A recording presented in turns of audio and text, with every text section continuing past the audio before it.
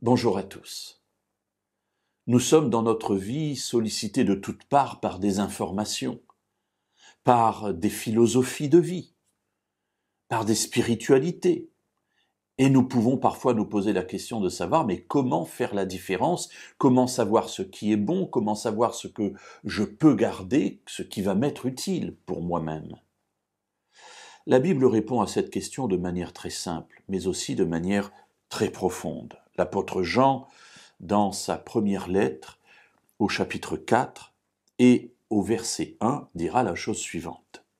« Bien-aimés, ne vous fiez pas à tout esprit, mais éprouvez les esprits pour voir s'ils sont de Dieu, car plusieurs faux prophètes sont venus dans le monde. »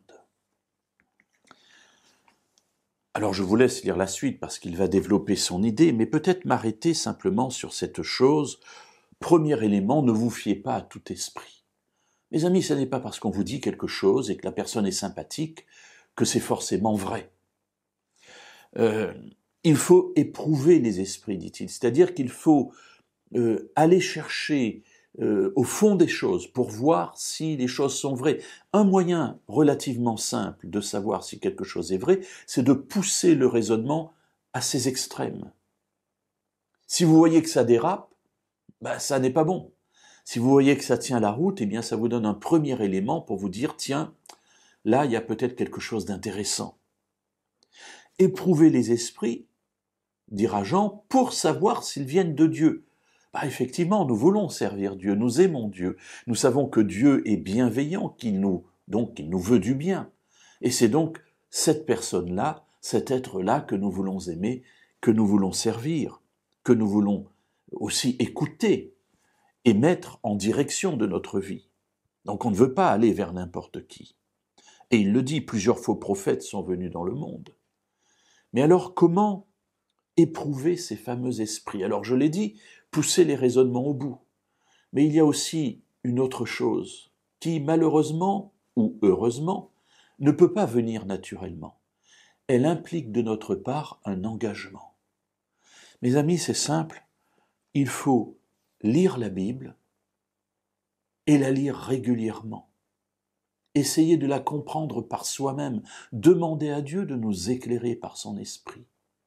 Plus nous la lirons, plus nous deviendrons capables de discerner dans ce qui nous est dit la chose vraie de la chose qui ne l'est pas. Et ainsi nous pouvons, suivant l'expression de Jean, éprouver les esprits, c'est-à-dire voir, si vous me permettez l'expression, si ça tient la route ou non. Alors oui, il faut lire la Bible, il faut prier pour que Dieu nous inspire. Et cela demande de notre part un choix de vie, des efforts, non pas des efforts parce que c'est difficile. Si c'est difficile, faisons-nous aider au départ et nous acquerrons une méthode, une capacité à le faire par nous-mêmes. Mais c'est difficile parce que ça demande des choix. Quel temps je veux réserver à la parole de Dieu et à la prière dans ma journée? Où est-ce que je vais prendre ce temps? Sur quoi est-ce que je vais prendre ce temps? Est-ce que lire ma Bible est vraiment essentiel dans ma vie? Voilà quelques questions que l'on peut se poser, et voilà un sujet de prière à présenter à Dieu pour qu'il nous guide et qu'il nous encourage dans cette voie.